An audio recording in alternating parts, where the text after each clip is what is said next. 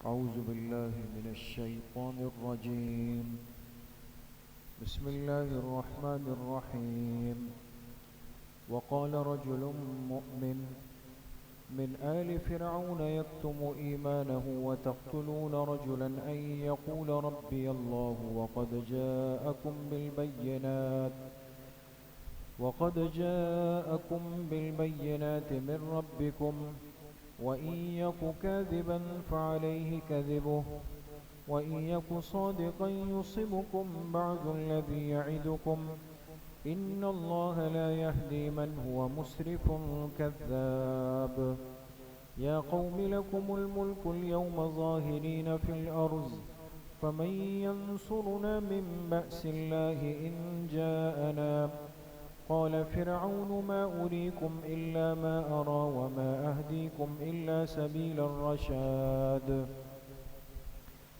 وقال الذي آمن يا قوم إني يخاف عليكم مثل يوم الأحزاب مثل دأب قوم نوح وعاد وثمود والذين من بعدهم وما الله يريد ظلما للعباد. ويا قوم إني أخاف عليكم يوم التناد يوم تولون مدبرين ما لكم من الله من عاصم ومن يضلل الله فما له من هاد. صدق اللہ العظیم. یہ سورہ مومن کی آیت نمبر 28 سے آیت نمبر 33 تک 6 آیتیں آپ حضرات کے سامنے تلاوت کی گئی. گزشتہ درس میں یہ بات گزری ہے کہ جناب نبی کریم صلی اللہ علیہ وسلم نے مشرکین مکہ اور کفار مکہ پر بہت کوشش کی، بہت فکر کی، بہت سمجھانے کی کوشش کی کہ وہ حق اور ہدایت کے راستے کو قبول کر لیں اور جہنم کی آگ سے اپنے آپ کو محفوظ کر لیں. لیکن سب باتوں کو سمجھنے کے باوجود بھی وہ تیار نہیں ہوئے، اس لیے کہ ضد اور عناد ایسی چیز ہوتی ہے کہ جو انسان کو محروم کر دیتی. تو اس بات سے آپ علیہ الصلاۃ والسلام کو ایک قلبی تکلیف ہوتی، دل کی تکلیف ہوتی کہ میں اپنی قوم کی فکر کرنا چاہتا ہوں، ان کو دائمی عذاب سے بچانا چاہتا ہوں، اور یہ سنجیدہ ہونے کے لیے تیار ہی نہیں. اس لیے اللہ تعالیٰ نے آپ علیہ الصلاۃ والسلام کی تسلی کے لیے اور آپ کے دل کو مضبوط کرنے کے لیے آپ کو سابقہ امتوں کے کچھ واقعات بیان فرمائے. اور یہ انسانی فطرت ہے نا کہ جب یہ کبھی پریشان ہو جاتا ہے یا حوصلہ کم ہونے لگتا ہے تو اس کے حوصلے کو مضبوط کرنے کے لیے، تسلی دینے کے لیے پچھلے لوگوں کو بطور مثال پیش کیا جاتا ہے تاکہ اس سے ہمت ہو جائے، حوصلہ ہو جائے اور انسان مضبوط ہو جائے. جیسے اس وقت ہمارے ملک کے حالات ہیں، اب بہت سارے لوگ ایسے ہوتے ہیں کہ جو اس موقع پر ہمت توڑتے ہیں، پتہ نہیں کیا ہو جائے گا، پتہ نہیں کہاں سے ڈرون آ جائے گا، پتہ نہیں یہ ہو جائے گا، ہمیں پتہ بھی نہیں چلے گا. تو بجائے اس کے کہ ایک ایسا وقت ہو کہ جس میں انسان ایک دوسرے کا حوصلہ بنے، ہمت بنے اور غیرت بڑھائے، اس کے بجائے کمزوری کی باتیں ہوں، بزدلی کی باتیں ہوں، موت کی باتیں ہوں کہ جیسے اس انسان نے مرنا نہیں. لیکن سمجھدار بندہ ہے، صاحب ایمان بندہ ہے تو وہ اس موقع پر کیا کہے گا کہ بھئی اس سے تو سخت ترین حالات اللہ کے پاک پیغمبر علیہ السلام پہ، اس سے کئی گنا مشکل حالات تو صحابہ اکرام پہ آئے ہیں، اس امت کی تاریخ پر اس سے کئی گنا زیادہ ہولناک، خطرناک حالات گزرے ہیں. لیکن اس اسلامی تاریخ میں قدر مشترک یہ ہے کہ کسی نے بزدلی نہیں دکھائی. چاہے انسان کی زندگی ظاہری طور پہ ختم ہو جائے، لیکن یہ بات ہمیں سمجھ لینی چاہیے کہ زندگی کا اختتام ناکامی نہیں. اگر انسان کی زندگی ختم ہو جائے، موت آ جائے، یہ ناکامی نہیں، ناکامی یہ ہے کہ انسان خوف کے مارے سر جھکا لے، اپنی شکست تسلیم کر لے، بزدلی دکھا دے، میدان سے پیٹ پھیر کے بھاگ جائے۔ تو یہ اللہ کا ایک چلتا ہوا نظام ہے کہ پچھلے لوگوں کے واقعات سے، ان کی بہادری سے، ان کی شجاعت سے موجودہ طبقے کو جرأت ملتی، اور ان پر جو سخت حالات ہوتے ہیں ان کو سننے سمجھنے کے بعد انسان کو اندازہ ہوتا ہے کہ یہ کوئی صرف میرے ساتھ نہیں ہو رہا، میں اکیلا نہیں ہوں اس کام میں، جو بھی دین کے کام کے اندر لگا ہے اس پہ مشکل حالات آتے ہیں۔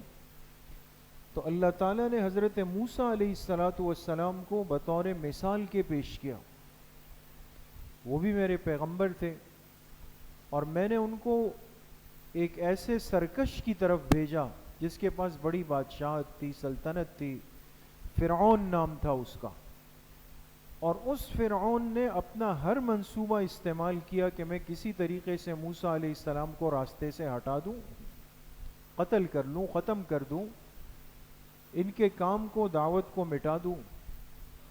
لیکن جب وہ آج تک زندہ ہے اور ان کے تذکرے باقی ہیں، تو آپ کیسے ہو سکتا ہے کہ اللہ کے آخری پیغمبر کا نام اور تذکرہ ختم ہو جائے؟ کبھی بھی نہیں ہو سکتا۔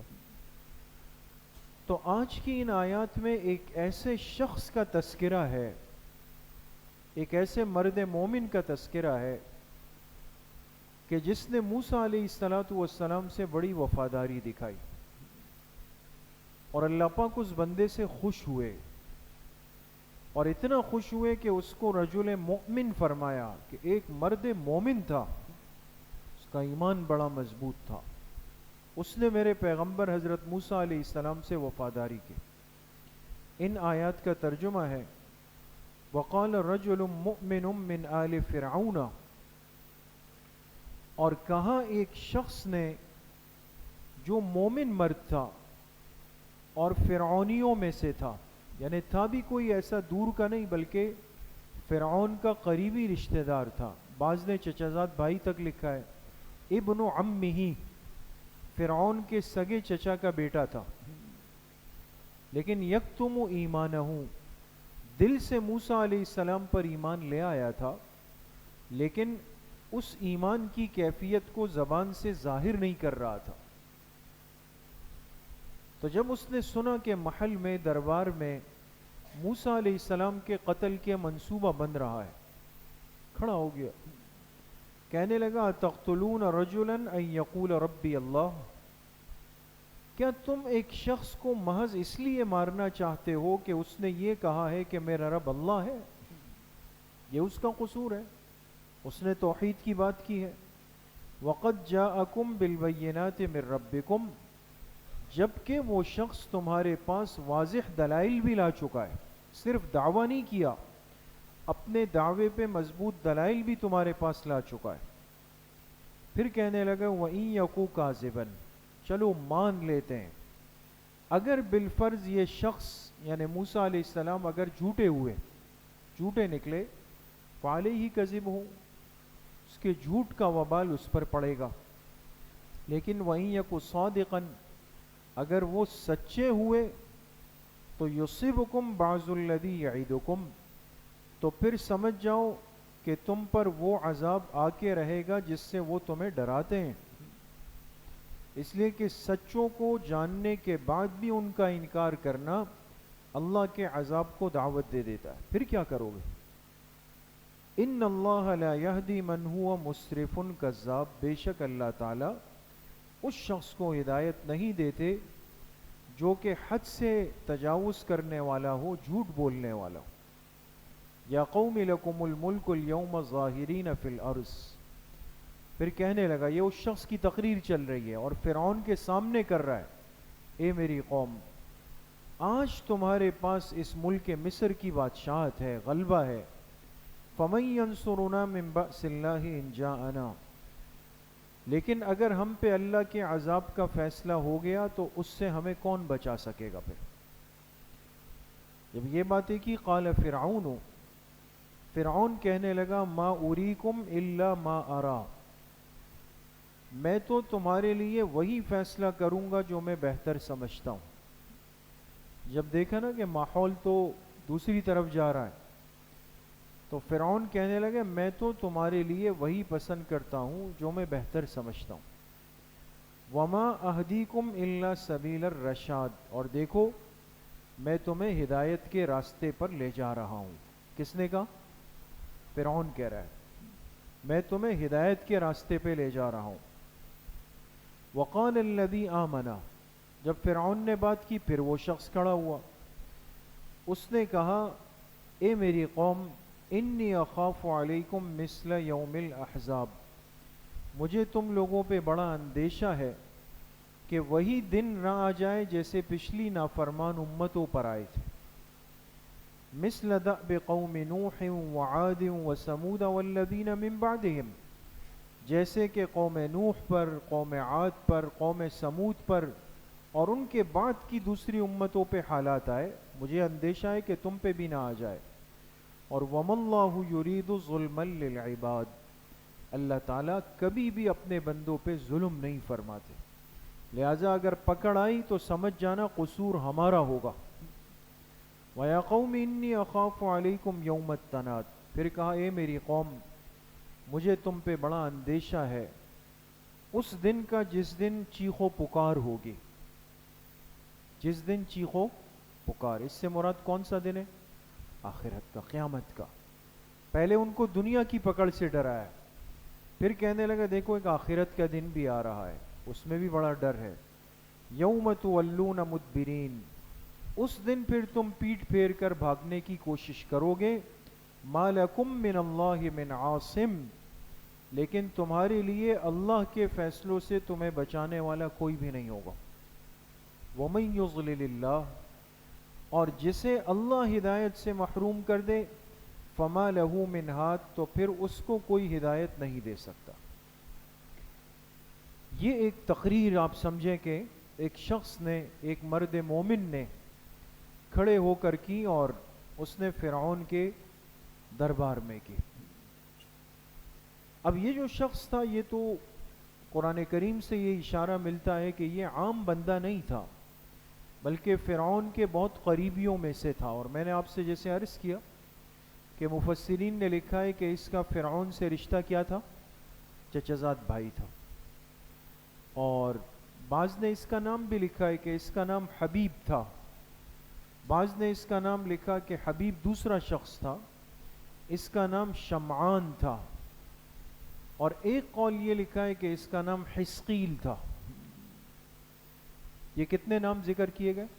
3، یا تو حبیب نام ہے، یا شمعان ہے، اور یا حسقیل ہے، کچھ بھی ہو سکتا ہے۔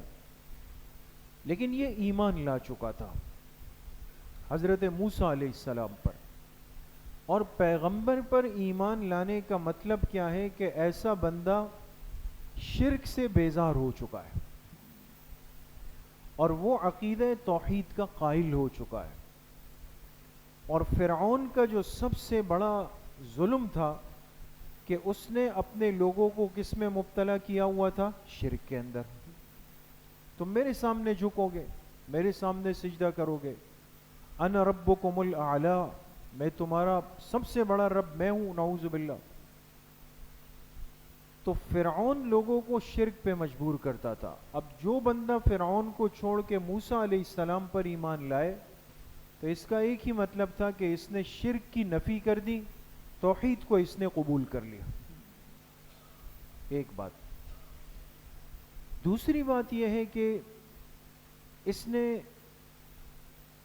یہ ہمت دکھائی بہت بڑی یہاں پر، اور ایسا نہیں ہے کہ صرف اس موقع پر ہمت دکھائی، بلکہ اس سے ہٹ کر بھی ایک موقع پر اس نے ہمت دکھائی تھی۔ یہ سورۃ القصص میں قصہ ہے کہ موسیٰ علیہ السلام کے ہاتھ سے ایک فرعونی قتل ہو گیا تھا۔ کچھ ذہن میں آتا ہے نا؟ 2 شخص لڑ رہے تھے، اس میں ایک قبطی تھا، ایک بنی اسرائیلی تھا۔ قبطی جو ہے یہ فرعون کی قوم تھی، بنی اسرائیلی حضرت موسیٰ علیہ السلام۔ تو جب یہ دو بندے لڑ رہے تھے تو قبطی تو ظالم تھا، اس نے بنی اسرائیلی کو مارنا شروع کیا۔ موسیٰ علیہ السلام نے دیکھا اور بیچ بچاؤ کرانے گئے، اس بیچ بچاؤ میں ایک مکہ مار دیا، اور ظاہر سی بات ہے کہ پیغمبر کا جو ہاتھ ہوتا ہے وہ عام ہاتھ نہیں ہے، اس کی جو طاقت ہے وہ بہت زیادہ ہے، تو ایک ہاتھ اور ایک مکہ جڑا اور وہاں سے بندے کا کام تمام ہو گیا، ختم۔ اب بندہ مر گیا، لوگوں نے تلاش شروع کی، خیر بہرحال پتہ چل گیا کہ اس فرعونی کو قتل کرنے والے شخص کون ہے؟ حضرت موسیٰ علیہ السلام۔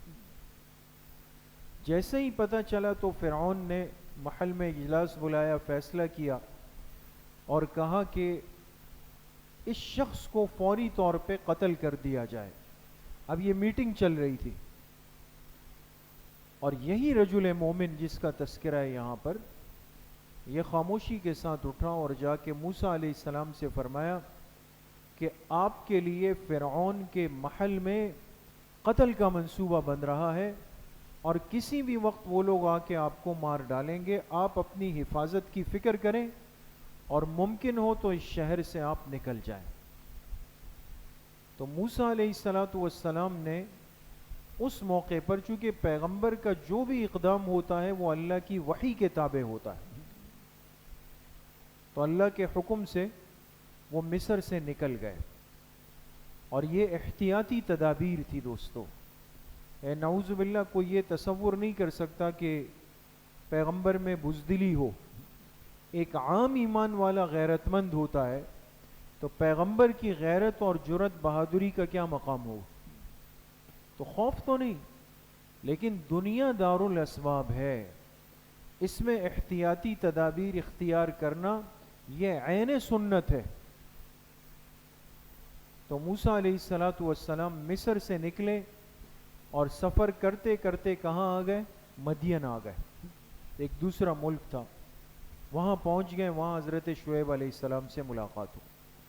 تو اس شخص نے بڑا ایک جس کو کہا جائے کہ بڑا احسان کیا تھا موسیٰ علیہ السلام پہ، اور ان کو ان کی اس منصوبہ بندی کی اطلاع دی، اپنے ایمانی تقاضے پر اس نے عمل کیا۔ یہ اس کے ایمان کے ہونے کی اور اچھے ہونے کی، صاحب نسب ہونے کی دلیل ہے دوستو، ورنہ ایسے لوگ تو دنیا میں بہت سارے ہوتے ہیں اور اللہ کے مبغوض ہوتے ہیں کہ نعوذ باللہ کہ وہ اللہ کے دشمنوں کو جا کر حق والوں کی باتیں بتاتے ہیں۔ بات سمجھ رہے ہیں نا؟ یعنی اہل ایمان نے کوئی مشورہ کیا، کوئی بات طے کی، خیر کی بات طے کی، اور اس بندے نے جا کر کافروں کو، منافقوں کو، فاسقوں کو، فاجروں کو، یہود کو، نصارہ کو، دین دشمنوں کو، ان کو جا کے کہا کہ ہاں بھائی خیال کرو، یہ مشورہ ہوا ہے۔ اس سے تو تاریخ بھری ہوئی ہے کہ ایسے بے وفا لوگ، ایسے بے حس قسم کے لوگ جو اس رذیل دنیا کے لیے باطل کے آلہ کار بنے اور ان کے لیے استعمال ہوئے، اور جنہوں نے حق والوں کو بے انتہا نقصان پہنچایا۔ ظاہر سی بات ہے یہ تو ایک ایمانی کمزوری بھی ہے اور ایک غیرت کا جنازہ بھی ہے کہ انسان بجائے اس کے کہ دین کے لیے وفادار بنے، وہ دین کے لیے غدار بن جائے۔ ایسے لوگ تو بہت رہے ہیں، لیکن ایسے لوگ گنے چنے ہیں دوستو کہ جنہوں نے واقعی اہل حق کی، اہل دین کی محبت میں ان کی فکر کی، اور ان کو آنے والے مشکل حالات سے پہلے سے باخبر کیا کہ آپ کے لیے کوئی غلط منصوبہ بن رہا ہے، آپ کی جان کو خطرہ ہے، آپ کے مال کو خطرہ ہے، آپ کی عزت کو خطرہ ہے، تو لہٰذا آپ احتیاط کر لیں۔ بات سمجھ گئے؟ تو یہ بھی ایک ہمارا ایمانی تقاضا ہے دوستو۔ بعض دفعہ ہمیں کسی چیز کے بارے میں علم ہو جاتا ہے کہ میرے پڑوسی کو نقصان کا اندیشہ ہے، یا میرے ساتھ جو دوست ہوتے ہیں ان کو کوئی نقصان پہنچانے والا ہے، یا جہاں انہوں نے رشتہ ڈالا ہے وہ غلط جا رہے ہیں، وہاں صحیح نہیں ہے کرنا، یا وہ جو چیز خریدنا چاہتے ہیں وہ چیز صحیح نہیں ہے، اور مجھے اس کا اندازہ ہے کہ میں نے کہا چلے تھوڑا سا دیکھ لیتے ہیں تماشا۔ کتنی غلط بات ہے۔ ایک اپنے مسلمان بھائی کی تکلیف کے بارے میں اگر بندہ پہلے سے مطلع ہو جائے کہ یہ فیصلہ اور یہ عمل اس کے لیے نقصان دہ ہے، یا پتہ چل جائے کہ اس کے ساتھ اٹھنے بیٹھنے والے لوگ خطرناک ہیں، یہ بندے صحیح نہیں ہیں، اس کے باوجود آنکھیں بند کر دی کہ چلو بھائی اچھا ہے، ڈوب جائے، غرق ہو جائے، ایسا نہیں کرنا چاہیے۔ قرآن کریم ان بندوں کی تعریف کرتا ہے کہ جنہوں نے خیر کے کام میں ہمیشہ معاونت کی ہے۔ دوست، اس بندے نے ایک اچھا کام کیا نا، کہ جا کے اللہ کے پیغمبر کو مطلع کر دیا کہ آپ کے قتل کا منصوبہ بن رہا ہے، آپ احتیاط کریں۔ دوسرا کام یہ کیا کہ فرعون کے محل میں کھڑا ہو گیا، آسان نہیں تھا، اور اس میں کھل کر اس نے تقریر کی، اللہ کی توحید بھی بیان کی، اپنے ایمان کا اظہار بھی کیا، موسیٰ علیہ السلام کے برحق ہونے کی بات بھی کی، اور جو مجلس کا ماحول تھا وہ ایک دم تبدیل بھی کیا، ان کو اللہ کی طاقت سے بھی ڈرایا، ان کو آخرت کے عذاب سے بھی ڈرایا۔ یہ ساری باتیں اس نے کھڑے ہو کے کر لی، لیکن ظاہر سی بات ہے کہ ایسا کرنا آسان کام نہیں تھا، اور نتیجہ وہی ہوا جیسے آگے تذکرہ آئے گا کہ فرعون نے حکم دیا کہ فوراً اس شخص کو کیا کر دیا جائے، جی قتل کر دیا جائے، فوراً اس کو مار دیا جائے۔ وہی ہوا کہ ان کو اسی موقع کے اوپر جو ہے وہ شہید کر دیا گیا۔ لیکن ظاہر سی بات ہے، جیسے میں نے آپ سے شروع میں عرض کیا کہ اہل ایمان کے لیے موت اور پھر شہادت کی موت ہو تو وہ تو بہت بڑی سعادت ہے، شہادت تو سعادت ہے، اور زندگی کا اختتام نہیں بلکہ حقیقت میں شہادت تو زندگی کا آغاز ہے، اور ایسی خوبصورت زندگی ہے کہ جس کو قرآن کریم نے زندگی فرمایا، بل احیاء عند ربہم یرزقون، فرمایا شہید زندہ ہوتا ہے، اور جب یہ اپنی قبر میں چلا جاتا ہے تو اس کو اللہ پاک کے ہاں سے رزق دیا جاتا ہے۔ یہ قبر میں ہوتا ہے لیکن جنت کے دسترخوان کی نعمتیں اس تک پہنچ رہی ہوتی۔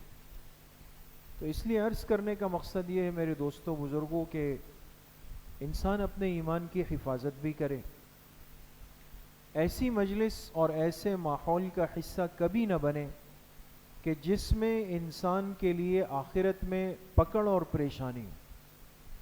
بعض دفعہ یہ ہوتا ہے ہم کہتے ہیں یار میں تو خود نہیں چاہتا ہوں لیکن کیا کریں، بس اب مجبوری ہے، چل رہے ہیں۔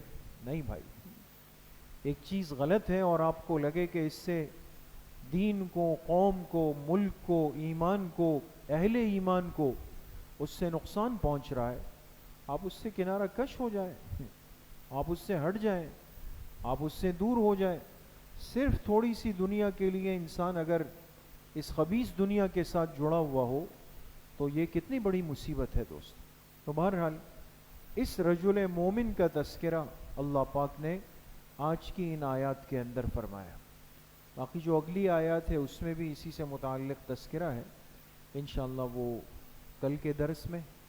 اللہ پاک ہم سب کو صحیح عمل کی توفیق نصیب فرمائے۔ انشاءاللہ کل صبح 11 بجے سے 11:30 بجے تک مستورات کی اصلاحی مجلس بنات کے مدرسے میں، اور عصر کی نماز کے بعد مسجد میں مختصر بیان اور ذکر کی مجلس ہوگی۔ الحمدللہ رب العالمین۔